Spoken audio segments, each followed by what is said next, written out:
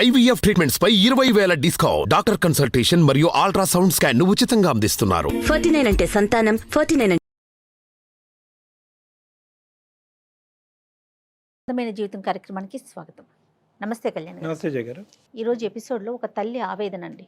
అయ్యో, నా బిడ్డ నాకు కాకుండా పోతుంది. ఏదో అంటారు చూడండి, కరవమంటే కప్ప కోపం, విడమంటే పాము కోపం అన్నట్లుగా మాట్లాడితే ఏదైనా చేసేసుకుంటుందేమో, చెప్పాలి కానీ చెప్పలేము.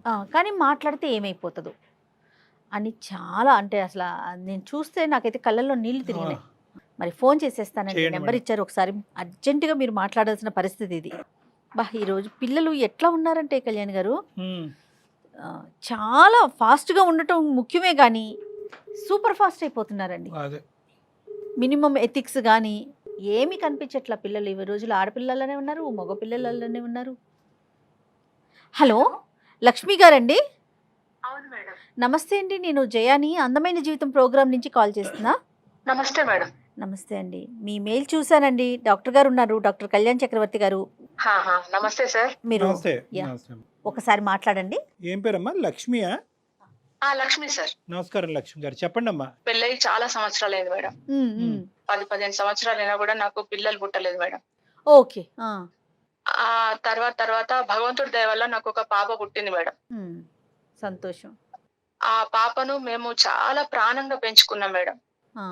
నేను, మా ఆయన, ఇంకా మా ఆయననైతే అసలు కాలు కింద పెట్టకుండా పెంచిండు మేడం పాపని. అదే లేక లేక కలిగింది కదా, అంత ప్రేమగా పెంచుకొని ఇంటర్ వరకు మా దగ్గర పెరిగింది మేడం అమ్మాయి. ఇంటర్ తర్వాత ఇంకా పై చదువుల కోసం వేరే దగ్గర జాయిన్ చేద్దాము, బీటెక్ అట్లా చేయించేసి అని చెప్పేసి వేరే హాస్టల్లో జాయిన్ చేస్తాం మేడం. ఎక్కడమ్మా, ఎక్కడ జాయిన్ చేశారు? ఏ ఊరు? బెంగళూరు. మీరు ఎక్కడ ఉంటారు? మేము ఇక్కడ వైజాగ్. తర్వాత ఎప్పుడైతే అక్కడికి షిఫ్ట్ అయిపోయిందో, ఏది బెంగళూరు? ఈ పై చదువుల కోసం ఎప్పుడైతే మేము ఇక్కడ నుండి పంపించేసామో, అక్కడ స్నేహితులు, అక్కడ వాతావరణం ఉంటది కదా సార్, కల్చర్ ఏంటిదో మనకు తెలియదు, దూరంగా ఉన్నాం కదా సార్. ఫ్రెండ్స్ వాళ్ళు, ఫ్రెండ్స్ వల్ల అట్లా చెడిపోయే అవకాశాలు కూడా ఉన్నాయి. మనకు తెలియదు, బాగుండాలమ్మా, తినాలి, జాగ్రత్తగా ఉండాలి, ఎర్లీగా పడుకోవాలి, మనం ఇవన్నీ జాగ్రత్తలు చెప్తాం తల్లిగా. ఎంత చెప్పాలో అంత చెప్పుకుంటూ వచ్చాం. చదువు అయిపోయింది, జాబ్ లో జాయిన్ అవుతానండి. జాబ్ లో జాయిన్ అవుతానంటే సరే అని జాబ్ లో జాయిన్ అయిన తర్వాత మళ్ళీ ఒక రోజు వెళ్లాల్సి వచ్చింది. అమ్మాయి బర్త్డే వచ్చింది, పుట్టినరోజు వస్తే మా ఆయనకి హార్ట్ ఆపరేషన్ అయింది మేడం ఇక్కడ.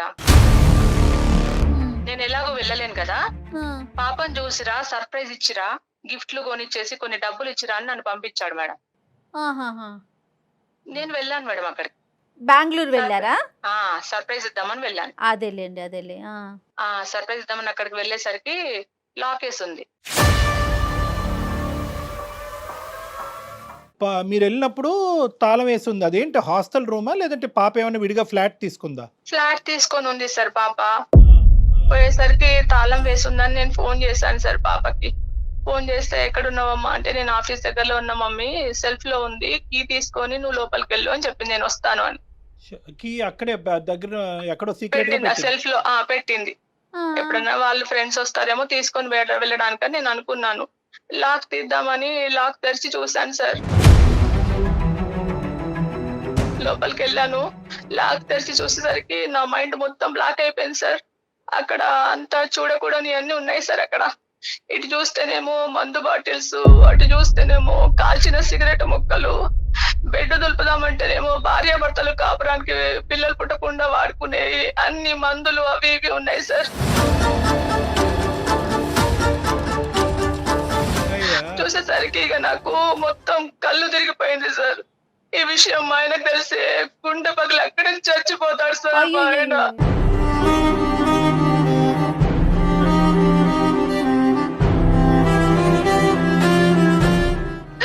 ఇది జరిగి ఎంతకాలం అయిందమ్మా? సార్ చాలా రోజులు అయింది సార్. మరి ఇంతకు ముందు ఎప్పుడు పాప రూమ్ కి మీరు విజిట్ చేయలేదా? ఇదే ఫస్ట్ టైమా? ఇదే ఫస్ట్ టైం సార్. మేము పాప పేరేంటమ్మా ఇంతకి? ప్రియాంక మేడం. కానీ అస్సలు ప్రియాంక దగ్గర నుంచి ఇది అయితే మాత్రం మీరు కల్లో కూడా ఎక్స్పెక్ట్ చేయలేదు. మీరు కూడా ఎక్స్పెక్ట్ చేయలేదు సార్, మా ఆయన కూడా చేయలేదు, మేము కూడా చేయలేదు సార్. కానీ అంటే ఏమన్నా గట్టిగా అడుగుదామంటేనేమో మా ముందే విచ్చలవిడిగా ఏమన్నా చేస్తుందని భయం సార్. ఇంకా గట్టిగా అడిగితే ఈ మధ్యలో పిల్లలు చచ్చిపోతున్నారు కదా సార్ ఆత్మహత్య చేసుకొని.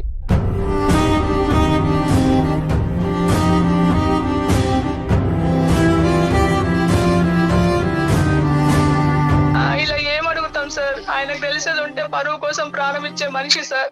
కానీ ఆయన ఎట్లా ప్రాణం కాదా తీసుకుంటాడు లేకుంటే ప్రాణం తీస్తాడు సార్ ఆయన. అయ్యయ్యో. ఓకే. అతను కూడా ఇమోషనల్ అనమాట. కాదమ్మా లక్ష్మి, ఇప్పుడు ఎప్పుడైనా ఫోన్లో మాట్లాడినప్పుడు కానీ వీడియో కాల్ చేసినప్పుడు కానీ పాప పరిస్థితి ఎలా ఉండేదమ్మా? అంటే ఏమన్నా ఇలాంటిది జరుగుతుంది అనేటువంటి కొద్దిపాటి అనుమానం కూడా మీకు రాలేదా? అనుమానమే రాలేదు సార్. ఎందుకంటే అంత నమ్మకంగా పంపించాము. మన పిల్లల మీద ఎంత ప్రేమ నమ్మకం పెట్టుకుంటారు సార్ చెప్పండి. మా పాప అట్లా పోయింది అంటే అంత అపనమ్మకంతో మనం మాట్లాడం కదా సార్. వీడియో కానీ కాల్ చేసినా మామూలుగానే ఉంది సార్ ఆమె. కానీ కాదమ్మా, అడిగి వాస్తవాలు తెలుసుకోకపోతే ఇంతే ఉందా లేదంటే ఇంకా ఎంత లోతుందో మనకు తెలియాలి కదమ్మా. ఇప్పుడు మీరు అడగకుండా ఎలా ఉంటారు? ఇప్పుడు ఎన్ని రోజులని దాస్తారండి? ఇప్పుడు ఇదేంటంటే కేవలం ఒక అలవాటు అనే పరిధిలో ఉందా లేదంటే నేరం అనే పరిధిలోకి వెళ్ళిందా? అంటే ఇంకా ఏమన్నా నా ఉద్దేశం ఏంటంటే ఇంకా డ్రగ్స్ గిగ్స్ ఇలాంటివి ఏమైనా ఉన్నాయా? ఇంకా నేను అడిగే ప్రయత్నం చేయలేదు సార్. అందుకనే మిమ్మల్ని సంప్రదించానండి. ఓకే. ఎలాగైనా మీ ద్వారా నాకు న్యాయం జరగాలి.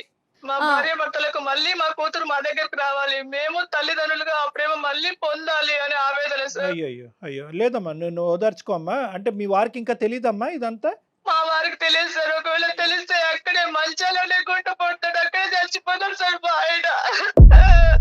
అయ్యో లక్ష్మి గారు, ఊరుకోండి. అట్లా ఏం కాదు లక్ష్మి గారు, ఉండండి. ప్రతి సమస్యకి ఒక పరిష్కారం ఉంటది. Don't worry, don't worry. Room వరకు వెళ్ళేంత వరకు చాలా గట్టిగానే మాట్లాడింది. కానీ ఒక్కసారి రూమ్లోకి ఎంటర్ అయిన తర్వాత ఆవిడ చూసినటువంటి సన్నివేశం, అమ్మ ఒక్కటి నాకు ఒక చిన్నపాటి అనుమానము, ఆలోచన. ఇవన్నీ సార్ కూడా మీ అమ్మాయే చేసింది అంటానికి ఏంటి? అంటే వేరే ఫ్రెండ్స్ ఎవరు అంటే చిన్న light at the end of the tunnel అంటారు కదా, చిన్న గోరంత దీపం చిన్నది. బహుశా ఏమన్నా ఫ్రెండ్స్ వచ్చి అది వాడటమా లేదంటే వేరే వాళ్ళకి ఎవరికైనా రూము ఏదైనా సబ్లీజ్ లాంటికి ఇచ్చి ఎవరైనా ఫ్రెండ్స్కి ఇచ్చి వాడుకోవటం వల్ల అలా ఏర్పడింది అనేది ఒక చిన్న. ఎందుకంటే మీరు మొదటి నుంచి మీ అమ్మాయి క్యారెక్టర్ గురించి చెప్తూ అద్భుతంగా ఉంది, మా అమ్మాయికి మించిన వాళ్ళు ఎవరు లేరు అంటున్నారు. అలాంటి అమ్మాయి ఇలాగ కేవలం వైజాగ్ నుంచి బెంగళూరు వచ్చి ఇంత మార్పు చెందుతుందా? అంటే మాట్లాడే విధానంలో మనకు తెలిసిపోతుంది కదా సార్ ఎలా ఉంది అనేది. ఇప్పుడు మామూలుగా మాట్లాడడంలో అమ్మ నేను వస్తున్నాను, ఎంత ప్రేమగా పరిగెత్తుకొని నేను వస్తున్నా, ఊరు నుండి వచ్చానంటే పరిగెత్తుకొని వస్తారు కదా. నువ్వు అక్కడ ఉండు నేను వస్తున్నాను మాటల విధానంలో మనం తెలుసుకోవచ్చు కదా సార్. కానీ నా చిన్న డౌట్ ఏంటంటేనమ్మా, అసలు ప్రియాంక అసలు మాట్లాడటానికి ఇష్టపడుతుందా? తను ఉండేటటువంటి పొజిషన్లో మాగోటి వాళ్ళు మాట్లాడగలమా ఆ అమ్మాయితో? సార్ మీరే మాట్లాడాలి సార్. ఎందుకంటే ఇప్పుడు ఒక తల్లిగా నేను మాట్లాడితే ఎక్కడ నుండి ఏ సమాధానం వస్తుందో ఏ ప్రశ్న వస్తుందో అని నేను హడలిపోతున్నా సార్. ఎందుకంటే ఇప్పుడు నేను మాట్లాడితే తను ఎట్లా రియాక్ట్ అవుతుందో కూడా నాకు తెలియదు సార్. ఈరోజు ఒక తల్లిగా మీరు అడిగితేనే సహించలేనటువంటి ఒక అమ్మాయి ఈరోజు నాకెంత రెస్పెక్ట్ ఇస్తుంది, నా మాట ఎంత వింటుంది అనేది కూడా అనుమానాస్పదమే. ఎందుకంటే మీరెవరండి, మా అమ్మకు లేనటువంటి బాధ మీకెందుకు అనేటటువంటి మాట రావచ్చు. నేనేమంటున్నానంటే కనుక ఆ అమ్మాయికి ఇష్టపడేది కానీ గౌరవించేటటువంటి పెద్దలు ఎవరన్నా మీకు తెలిసిన వాళ్ళు ఎవరన్నా ఉన్నారా? ఆ అమ్మాయి డైరెక్ట్గా మనం ఇలాగ డాక్టర్ అని చెప్తే కనుక, సైకాట్రిస్ట్ అని చెప్తే కనుక ఏ విధంగా రియాక్ట్ అవుద్దో మనం ఊహించుకోలేము. కాబట్టి అట్లీస్ట్ మీ వారి యొక్క స్నేహితుడో పెద్దనానో లేదంటే ఫ్రెండ్ ఏదో విధంగా అలా చెప్పండి సార్. మా ఆయన ఫ్రెండ్ అని అలా మొదలు పెడదాం సార్. ఏంటి మీ ఆయన గారి ఫ్రెండ్, పాపకు తెలిసినటువంటి మీ ఆయన గారి ఫ్రెండ్ పేరు ఏదన్నా ఉందా? రామారావు గారు. రామారావు గారు అని నేను అంటాను. చూద్దాం అమ్మాయి, నేను ఇలాగా నేను రామారావు గారిని మాట్లాడుతున్నానమ్మా, చిన్నప్పటి నుంచి నేను చూసిన వాడిని అని ఆ విధంగా మనం ముందుకు తీసుకెళ్ళి ఏ విధంగా రియాక్ట్ అవుతుందో చూద్దాం. తర్వాత మన ఐడెంటిటీ అనేది రివీల్ చేద్దాం అమ్మా. నాకు ఒకసారి నెంబర్ ఫార్వర్డ్ చేయండి ఇదే నెంబర్కి. మీకు వాట్సాప్ లో నంబర్ సెండ్ చేస్తాను మేడం. అదే డాక్టర్ గారు ఏమంటున్నారంటే అమ్మాయికి కూడా చెప్పాక ప్రియాంకకి చెప్పినాక అమ్మ కూడా ఉంది అన్నాక అప్పుడు మీరు మాట్లాడుదురు కానీ. అలాగే మేడం. రైట్ అండి. పరిస్థితి బట్టి మాట్లాడదాం. హలో ప్రియాంక. హలో హలో చెప్పండి ఎవరు? అమ్మా ప్రియాంక, నేను రామారావునమ్మా, నాన్నగారు వాళ్ళ స్నేహితుడిని. గుర్తున్నానమ్మా? ఏమోనండి నాకు గుర్తులేదు, చెప్పండి. నేను నాన్నగారు చిన్నప్పుడు ఒకే ఆఫీస్లో పనిచేసే వాళ్ళం అమ్మా. ఎలా ఉన్నావు తల్లి? బాగానే ఉన్నాను, చెప్పండి మీరు ఎలా ఉన్నారు? నాన్నగారికి ఈ మధ్యన ఆరోగ్యం బాగాలేదు తెలుసు కదా. అవును. హార్ట్కి సంబంధించినటువంటి ఇష్యూ ఒకటి ఉండే కదమ్మా. అయితే నాన్నగారు ఏమొచ్చి ఒకసారి పాప ఎలా ఉందో ఒకసారి మీరు కూడా కనుక్కొని తెలుసుకోండి, ఎందుకంటే ఈ మధ్యకాలంలో నాకు ఈ హార్ట్ ఇష్యూస్ ఉండటం వల్ల పూర్తి స్థాయిలో నేను పాపతో కూడా కమ్యూనికేట్ చేయలేకపోతున్నాను అని అన్నారన్నమాట. సో అందు గురించి నేను నెంబర్ ఇస్తే కనుక నేను మాట్లాడుతున్నాను. ఎలా ఉన్నావమ్మా? మొన్న మా మమ్మీ వచ్చింది, చూసింది, వెళ్ళారు కదా, ఇంకేంటి తెలిసిందే కదా. అదేనమ్మా, అమ్మతో కూడా మాట్లాడటం జరిగింది నాన్న. అమ్మతో కూడా మాట్లాడితే అమ్మ ఏమో వచ్చి కొద్దిగా బాధపడింది అనమాట. అంటే తను రూమ్కి వచ్చినప్పుడు నువ్వు లేవంట. సరే ఎక్కడో అవును. ఫ్రెండ్ ఇంటికో బయటకో ఎక్కడికో వెళ్ళి ఉంటావు అన్నట్టుగా అమ్మ అనుకుంది. లోపలికి వెళ్ళింది, ఆ తాళం అక్కడే పెట్టేవంటగా లోపలికి వెళ్ళింది అమ్మ. అయితే అక్కడేవో కొన్ని చూడకూడనివన్నీ చూసి అమ్మ చాలా మనస్తాపం చెంది ఒక డిప్రెషన్లోకి వెళ్ళి నాకు చెప్పిందమ్మ. నాకు కూడా ఫోన్ చేసి చెప్పింది. అంటే నాన్నగారి వరకు ఈ సబ్జెక్ట్ ఇంకా మనం పట్టుకెళ్ళలేదు. ఎందుకంటే నాన్నగారు ఉండేటటువంటి పరిస్థితి బట్టి ఇప్పుడు అతడికి ఈ పరిస్థితిలో ఇది తీసుకెళ్ళి చెప్తే కనుక బాగుండదు అన్నట్టు. ఇవన్నీ మీకెందుకు అసలు?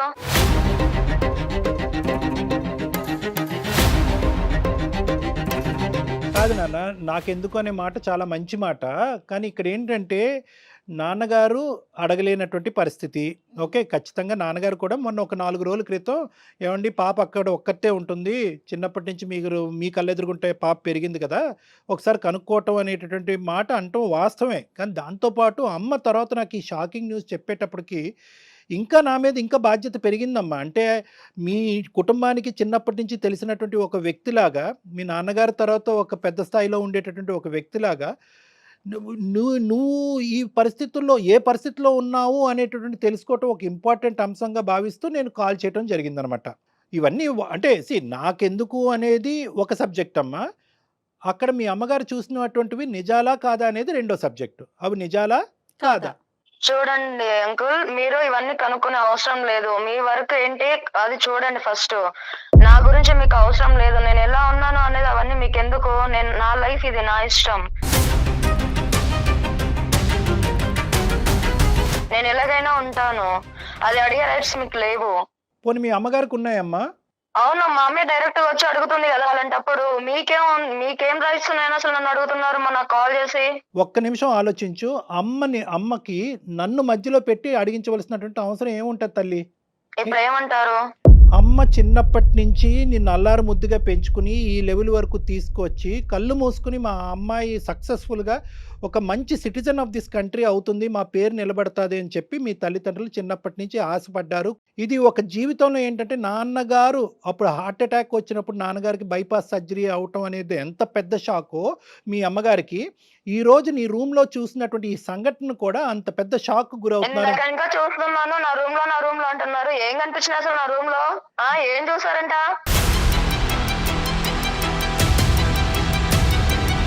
అంత పెద్దగా ఏమున్నవి చూడండి, ఏముంటాయి అసలు చూడడానికి? ఏమున్నాయంట అసలు? కాదమ్మా, మందు బాటిల్ కనిపించడం నిజం కాదా? మందు బాటిల్ అది కామన్, ఎవరైనా తాగుతారు. దాంట్లో డిఫరెంట్ ఏముంది? సిగరెట్ ముక్కలమ్మా? సిగరెట్ ముక్కలు ఎక్కడైనా జరుగుతున్నాయి కదా, కొత్త ఏం నేను చేయలేదు కదా, వాళ్ళని మించైతే నేను పోలేదు కదా, అవన్నీ కామన్. అంటే ఒక అమ్మాయి అబ్బాయి శారీరకంగా కలుసుకునేటప్పుడు పిల్లలు పుట్టకుండా వాడేటటువంటి జాగ్రత్తలు ఏ జనరేషన్ లో ఉన్నారు అంకుల్ మీరు? అసలు నాకు అర్థం కావట్లేదు. అమ్మ నీకు ఇలా చెప్తే అర్థం కాదు. ఒక్క నిమిషం, నేను ఎవరో చెప్తానమ్మా. నేను మీ అనుకున్న ఇందాక అన్నట్టుగా అనేది నాకు అనవసరం, కానీ ఒక్క నిమిషం తెలుసుకుంటే మంచిది అనుకుంటాను. అమ్మ ప్రియాంక, మా నాన్న ఫ్రెండ్ కాబట్టి నేను ఇంతవరకు మర్యాద ఇస్తున్నాను. కాదమ్మా ప్రియాంక, అసలు నా గురించి మీకు ఎందుకు? అసలు అడిగే అవసరం ఏముంది? ఏం రైట్స్ ఉన్నాయని ఇన్ని అడుగుతున్నాను. కాదమ్మా ప్రియాంక, ఒక్క నిమిషం అమ్మా. బహుశా ఏంటంటే నేను ఇందాక బహుశా నువ్వు ఆన్సర్ చేయవేమో మా ఫోన్ కాలు. నేను ఎవరు అని చెప్తే కనుక మీ అమ్మగారు మాట్లాడేటటువంటి పరిస్థితి ఎలాగానూ లేదు. ఎందుకంటే కనుక మీ అమ్మగారు చాలా భయపడుతున్నారు ఇప్పుడు ఉండే పొజిషన్లో. ఒక్క 2 నిమిషాలు నేను చెప్పేది విన్నాను. ఎందుకంటే ఇటువంటి పరిస్థితి ఇప్పటికొచ్చి ఎప్పటికి కూడా వాళ్ళ జీవితంలో రాలేదు. అంటే నేను నిలదీసి నిన్ను తిట్టేటటువంటి పరిస్థితి ఎప్పుడూ రాలేదు. ఏమో నువ్వు ఈ తప్పు చేస్తున్నావు అని అడిగేటటువంటి పరిస్థితి ఎప్పుడూ రాకపోవటం వల్ల మీ అమ్మగారు ఇప్పుడు భయభ్రాంతులకు గురవుతున్నారు. ఇటువంటి క్రమంలో ఏంటంటే నేను మీ నాన్నగారు స్నేహితుడి పాత్ర ఎత్తవలసి వచ్చింది. వాస్తవానికి నేను రామారావు గారు కాదు, నా పేరు డాక్టర్ కళ్యాణ్ చక్రవర్తి, నేను సైకాట్రిస్టు, సుమన్ టీవీ అందమైన జీవితం నుంచి మాట్లాడుతున్నానమ్మా. బహుశా నేను తెలిసే ఉంటుంది నీకు. సార్ మీరా? ఓకే చెప్పండి సార్. కాదమ్మా, నేను మిమ్మల్ని కాంటాక్ట్ అవ్వాలి అనుకున్నాను చాలా సార్లు, బట్ కుదరలేదు. చెప్పండి సార్. ఎందుకు నాన్న నువ్వు మమ్మల్ని ఎందుకు కాంటాక్ట్ అవ్వాలనుకున్నావు? అంటే ఇక్కడ అమ్మ నాన్నని వదిలేసి ఇక్కడికి వచ్చాక లైఫ్ కొంచెం చేంజ్ అయింది. దీంట్లోకించి ఇప్పుడు మీరు అడిగారు కదా నన్ను ఇలా ఎందుకు ఉంటున్నారు అని, దీంట్లోకించి నేను బయటికి రావాలి అని చాలా సార్లు ట్రై చేశాను, కాకపోతే అది నా వల్ల కావట్లేదు. సో అయితే అమ్మ చూసిందంతా నిజము, అదంతా కరెక్టే. అదేనే అంటే మా మమ్మీకి చెప్తే ఎక్కడ రియాక్ట్ అవుతుందేమో అన్న ఒక భయంతోనే నేను ఆగాల్సి వస్తుంది. ఇంకొకటి ఏంటంటే నేను చెప్తే తను మళ్ళీ సడన్ గా ఏం చేసుకుంటుందో, లేకపోతే నన్ను ఏమంటుందో అన్న ఒక భయంతోనే నేను ఆగాల్సి వస్తుంది. అందుకే నేను తనకేం చెప్పలేకపోతున్నాను. కరెక్టేనమ్మా. ఆ పాయింట్ వరకు వద్దాము. కానీ ఏంటంటే ఇప్పుడు అట్‌లీస్ట్ ఇప్పటికైనా నాకు ఒక హక్కు ఉందేమో, ఆ హక్కు నాకు ఇస్తున్నావేమో నేను అనుకుంటున్నానమ్మా. అడగచ్చా ఒక 2 ప్రశ్నలు? తప్పకుండా సార్. థ్యాంక్ యూ వెరీ అడగండి మచ్. సార్. అమ్మా అసలు ఇందులోకి ఎలా దిగావమ్మా? సార్ ఇప్పుడు హాస్టల్‌లో ఉన్నంత వరకు బాగానే ఉంది. రూమ్‌లోకొచ్చాక ఫ్రెండ్స్ వల్ల చాలా అంటే నేర్చుకున్నాను. కాకపోతే ఇప్పుడు బయటికి రావాలంటే కొంచెం ఇబ్బందిగానే ఉంది సార్. రాలేకపోతున్నాను. నేను బయటికి రావాలి అని ఎంత అనుకుంటున్నానో ఇంకా డీప్‌గా లోపలికి వెళ్ళిపోతున్నానన్నమాట. కాదు నాన్న, ఈ డ్రింకింగు, స్మోకింగు వరకు ఒక ఎత్తు. ఈ ఏవైతే కనుక ఇవి చూసారు కదా అమ్మ, కొన్ని పిల్లలు పుట్టకుండా జాగ్రత్త పడేటటువంటి పరికరాలు అవి రకరకాలు ఉంటాయి. అవి ఎందుకమ్మా? అవి ఎవరు వాడుతున్నట్టు? అవి అంత అవసరం ఏముంది? ఇంకా అప్పుడప్పుడు అవి చెప్పుకోలేము సార్. బాగుండదు అది చెప్పుకుంటే. సరే నాకు అర్థమైంది. ఇంకేమైనా డ్రగ్స్ అలాంటివి ఉన్నాయమ్మా? అలాంటివి ఇంకేం లేదు సార్. కాకపోతే ఇంకా ఈ దాంట్లోకించి బయటికి రావాలి అని అనుకుంటున్నాను. చాలా ఇబ్బందిగా ఉంది సార్. ఓహో, నీకు మళ్ళీ నాకు మా పేరెంట్స్ ప్రేమ నాకు కావాలి అని ఉంది. అంటే వాళ్ళ దగ్గరికి వెళ్ళి ఉండాలి అని కూడా ఉంది. కాదు వాళ్ళకి చెప్తే ఎలా రియాక్ట్ అవుతారో అన్న భయం కూడా ఉంది. అంటే తనకే ఉంది ఆలోచన దాంట్లో నుంచి బయటపడాలి, కానీ రాలేకపోతుంది. కానీ ప్రియాంక ఇప్పుడు అవును. కాదు నాన్న, ఇది మొక్కగా ఉన్నప్పుడే దీన్ని తుంచేసేయాలి. ఈ అలవాట్లలోకి ఇంత లోపలికి వెళ్ళిపోయి ఆఖరికి ఏంటంటే నేను బయటకు రావాలి అంటే బహుశా ఏంటంటే ఇది వినేటటువంటి అన్ని యువకులందరికీ కూడా ఇది ఒక మంచి సబ్జెక్టు. అంటే ఏంటంటే ఈ అలవాట్లకి బానిస అయ్యేటటువంటి పరిస్థితి ఎప్పుడు వస్తుంది అంటే కనుక ఆదిలోనే ఇందులోంచి బయటపడి తప్పించుకునేటటువంటి ప్రయత్నం పూర్తి స్థాయిలో చేస్తే కనుక తొందరగా బయటకు వస్తాం. ఎప్పుడైతే కనుక ఈ కంట్రోల్ బటన్ అనేటటువంటి మన చేతుల్లో కాదు పక్క వాళ్ళ చేతుల్లోకి వెళ్తుందో అంటే ఎలా ఉంటుంది? ఈ స్నేహితుల మధ్యన ఉండేటటువంటి దాన్ని పియర్ ప్రెషర్ అంటూ ఉంటారు. అంటే చెయ్యకపోతే అవతల వాళ్ళు ఏమైనా ఫీల్ అవుతారేమో, చెయ్యకపోతే ఆ గుంపులో నేను ఉండనేమో, చెయ్యకపోతే నేను ఏకాకిని అయిపోతానేమో, అప్పుడు నాకు రేపొద్దున సహాయపడేటటువంటి వాళ్ళు, బాధను పంచుకునేటటువంటి వాళ్ళు, స్నేహపూరితంగా నాతో పాటు గుంపులో తిరిగేటటువంటి వాళ్ళు ఎవరు ఉండరేమో అనేటటువంటి భయంతో కొంతమంది కంటిన్యూ అవుతారు. ఈ 2 కేటగిరీస్. ఒకరు అలవాటు పడి ఆ అలవాటుని వదలలేక, అది వదిలితే కనుక ఉండలేక శరీరం మానసికంగా యాక్సెప్ట్ చేయలేకపోవటం కంటిన్యూ అయ్యేటటువంటి బానిసత్వం పొందేవాళ్ళు ఒకరైతే, సామాజిక పరంగా దానికి ఎడిక్ట్ అయినటువంటి వాళ్ళు అంటే ఆ గ్రూప్ ఎవరైతే ఉన్నారో ఆ గ్రూప్లో పాటు నువ్వు సిగరెట్ తాగి, నువ్వు డ్రింక్ తాగి, లేదంటే అబ్బాయిలతో ఇంకో విధంగా విచ్చలవిడిగా ప్రవర్తిస్తేనే ఆ గుంపులో నువ్వు ఉండగలవు. ఎప్పుడైతే కనుక ఇది కాదు, ఇది కరెక్ట్ కాదు, ఇది పద్ధతి కాదు, ఇది నీతి కాదు, ఇది వ్యవహారం కాదు, మా తల్లిదండ్రులు ఒప్పుకోరని ఎప్పుడైతే నువ్వు మాట్లాడతావో ఆ గుంపులోంచి నువ్వు బయటకు వెళ్ళిపోతుంది. ఈ గుంపులోంచి బయటకు రావడం అనేటటువంటిది తట్టుకోలేక ముందు నువ్వు ఈ వెనకతలు గొయ్యి అని ఇందాక అన్నాను చూడు, ఆ పరిస్థితి నీది అన్నట్టు నాకు అనిపిస్తుంది. అంటే నువ్వు ఇప్పటికీ కూడా బాధపడుతూ డాక్టర్ గారు మీరు నాకు ఫోన్ చేసినందుకు థ్యాంక్ యూ, నేనే మీకు చేద్దాం అనుకున్నాను, ఇంత యాక్సిడెంటల్గా నాకు ఈ ఫోన్ కలవటం నా అదృష్టం అని నువ్వు ఎప్పుడు అన్నావో అంటే దాని అర్థం ఏంటంటే నువ్వు దీనికి బానిస అవ్వలేదు. తప్పనటువంటి పరిస్థితుల్లో ఆ స్నేహితుల మధ్యన నలిపోతూ, ద సో కాల్డ్ స్నేహితుల మధ్య నలిపోతూ ఇంకో దారి దిక్కు లేక అక్కడ ఇరుక్కుపోయినట్టు నాకు అనిపిస్తుందమ్మా. సో ఇది ఏదైనా కూడా బహుశా ఇవన్నీ మీ అమ్మగారు వింటూ ఉంటే కనుక ఏ స్థాయిలో బాధపడతారో మరి నాకు తెలియదు. కానీ ఈ సెకండ్ హాఫ్ ఏదైతే ఉందో అంటే మా అమ్మాయి దీనికి బానిసత్వం పొందినా కూడా అంటే దీనికి వ్యసనానికి బానిస అయినా కూడా ఈరోజు బయటపడటానికి పూర్తి స్థాయి ప్రయత్నం చేస్తున్న అవకాశం దొరక్క బయటపడలేకపోతుంది అనేటటువంటి మాట చాలా చల్లగా వినిపించేటటువంటి మాటలాగా నాకు అనిపిస్తుంది. కాబట్టి నీకు ఇంకొక చిన్న మాట చెప్తానమ్మా. అమ్మ ఇక్కడ కాన్ఫరెన్స్ కాల్లో ఉంది. సార్ ఎంత పని చేశారు సార్? మరి కాదమ్మా, మరి ఏ పద్ధతిలో చెప్పాలమ్మా? ఇది ఎప్పటి వరకు గోప్యంగా సార్ ఉంచుతావు? మా అమ్మ లైన్ లో ఉంది అంటే అసలు నేను ఇవన్నీ చెప్పేదాన్నే కాదు అదే కదా కదా సార్. ప్రాబ్లము. ఎప్పటికైనా తెలియాలి కదమ్మా, తెలిస్తేనే కదా. ఒకటి అమ్మా, ఇప్పటి వరకు నువ్వు ఇంత ఊబిలో ఇరుక్కుపోయేవి, ఇంత కూరుకుపోవటానికి ప్రధానమైనటువంటి కారణం ఏంటంటే నువ్వు ప్రేమించి నిన్ను ప్రేమించేటటువంటి మనుషుల ముందు గోప్యంగా ఉంచటమే ఇక్కడ ప్రధానమైనటువంటి సమస్య. అందుగురించే మేము చెప్తా ఉంటాం, ఇలాంటి ఆ సమస్యలు వస్తే కనుక ఆడపిల్లలు మగపిల్లలు ముందస్తునే తల్లిదండ్రులు ఎదురుగుంటా నిలబడి ధైర్యంగా చెప్పండి. తల్లిదండ్రులు అర్థం చేసుకునేటటువంటి పొజిషన్లో ఉంటారు. ఆఖరికి నేను ఈరోజు మీడియేషన్ చేస్తూ మీ అమ్మగారు నీ కమ్యూనికేట్ చేయలేకపోతున్నారు, నువ్వు మీ అమ్మగారు కమ్యూనికేట్ చేయలేకపోతున్నావు అనే పరిస్థితి రావటం వల్ల నేను మీడియేషన్ చేసి ఇక్కడ చెప్తే ఈరోజు మళ్ళీ నువ్వు పాత కథే పాడుతున్నావు. మాట్లాడు ఒకసారి, అమ్మతో మాట్లాడు. సారీ మా అంటే మొన్న తను ఊరు ఇంకా వచ్చింది సార్. కానీ నేను తను అంత దూరంతోనే నా మీద ప్రేమతో వచ్చినా కూడా నేను కలవలేకపోయాను తనని. బట్ మీరు ఇలా పెట్టేసరికి నిజంగా నాకు ఏం మాట్లాడాలో మాట్లాడు, అర్థం పర్వాలేదు, కావట్లేదు. ఏమి ఎప్పుడు open అవ్వు. అమ్మా ఇప్పుడు ఒకటే, మీరిద్దరూ ఎదురుబెదురు ఉన్నారు, అమ్మ కూడా లైన్లోనే ఉంది, ఇంకా చాలు ఈ అంతర్యుద్ధము. ఎవరు కూడా ఇక్కడ ఎవరు అడగటం వల్ల ఎవరికి కోపాలు రావు, తాపాలు రావు. దయచేసి తల్లి కూతుర్లు మీ ఇద్దరు ఎదురుబెదురు ఉన్నారు, ఇక్కడ జరిగినటువంటి నష్టం కష్టం ఏమీ లేదు. మళ్ళీ మీ పాత డైనమిక్స్ 110% పుట్టుకొస్తాయి. కాబట్టి లక్ష్మి గారు, ప్రియాంక లైన్లో ఉంది, ప్రియాంక లక్ష్మి గారు లైన్లో ఉన్నారు, ఇద్దరు మాట్లాడుకోండి. హలో. మా నేను కావాలని దీంట్లోకి రాలేదు మా. అంటే ఊరు ఇంకా వచ్చినప్పుడు నేను బాగానే ఉన్నాను.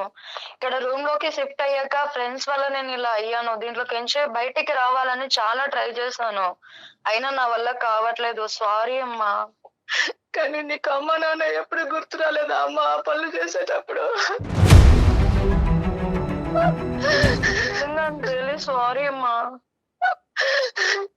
ఎంత ప్రాణంగా పెంచుకున్నావమ్మా నిన్ను.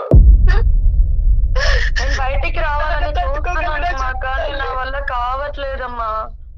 నాన్నకి ఈ విషయం చేస్తే బతుకుతాడు అనుకున్నావా అమ్మా?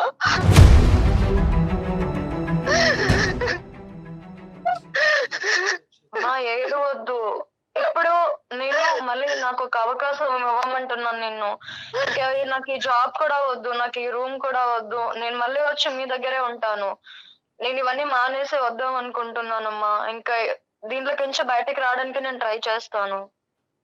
ఎంతో అల్లారు ముద్దుగా పెంచి పెద్ద చేసి ఎంతో కీర్తి ప్రతిష్టలు తెస్తాం అనుకున్నా, కానీ నువ్వు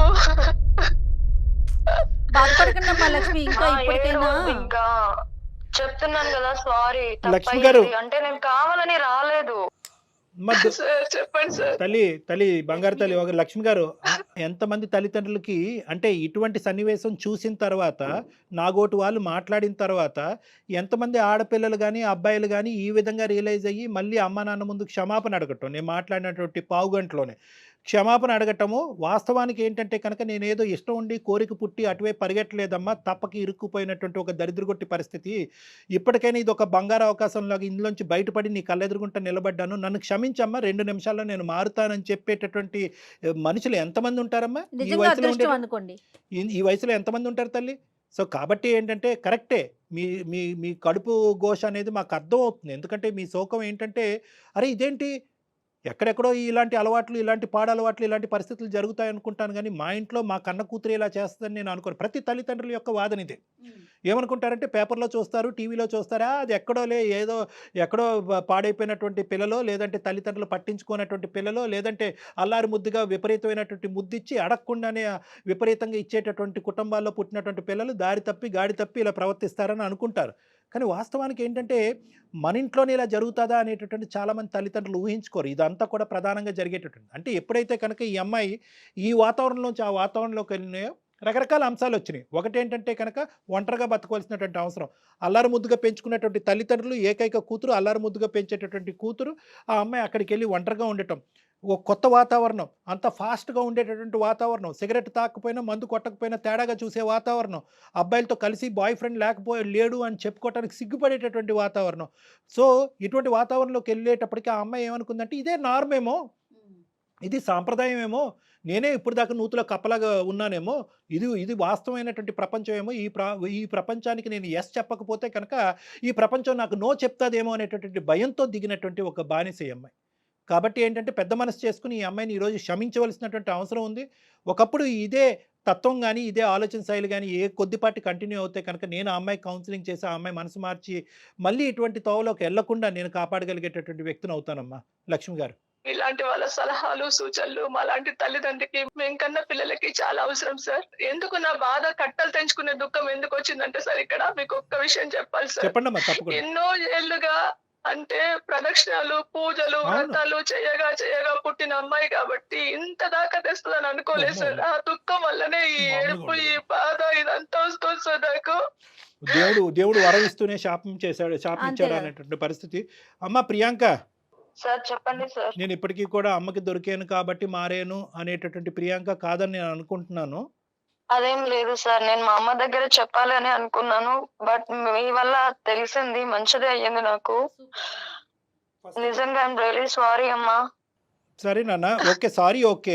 తక్షణ కర్తవ్యం ఏంటంటే కనుక మళ్ళీ ఎక్కడ చెప్పా పెట్టకుండా పెట్టి బేడ సర్దుకుని వెనక్కి వచ్చేసి ఇక్కడ ఇంటికి వచ్చిన తర్వాత వైజాగ్ వచ్చిన తర్వాత కావాలంటే వాళ్ళకి నోటీస్ పంపించి జాబ్కి రిజిగ్నేషన్ పెడితే కానీ అక్కడ మొత్తానికి డిక్లేర్ చేయొద్దు ఆ గుంపుకి.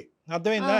బాబు వెళ్తున్నా గుడ్ బై, అమ్మ వెళ్తున్నా గుడ్ బై అని చెప్పారు అనుకో, అందరూ నిన్ను చుట్టుముట్టేస్తారు, సాయంత్రం పబ్బుకు పట్టుకెళ్ళిపోతారు. కాబట్టి నేనేమంటున్నానంటే ఎవరికి చెప్పకుండా నీ దారి నువ్వు నీట్గా సర్దుకుని వెనక్కి వచ్చేసే, లేదంటే మళ్ళీ నిన్ను ఇన్ఫ్లుయెన్స్ చేస్తారు వాళ్ళు. Okay sir. చిప్పుగా వచ్చేసేయాలండి, అది డాక్టర్ గారు చెప్పే సలహా. మీ అమ్మా ఇద్దరికి మేము పాదాభివందనం చెప్పుకుంటున్నాము. మీ వల్లనే నా కూతురు నాకు దక్కింది. మీకు చాలా చాలా ధన్యవాదాలు సార్. అయ్యో థ్యాంక్స్ లక్ష్మి గారు. థ్యాంక్ యూ అండి, థ్యాంక్ యూ. Thanks ఇంకా for this. బాధపడకండి, తను హ్యాపీగా తిరిగి వచ్చేస్తుంది, చక్కగా ఉండండి. అలాగే సార్, అలాగే. Okay. Thank you sir, thank you so much sir. Thank you అమ్మా. ఓకే థ్యాంక్ యూ, నమస్తే.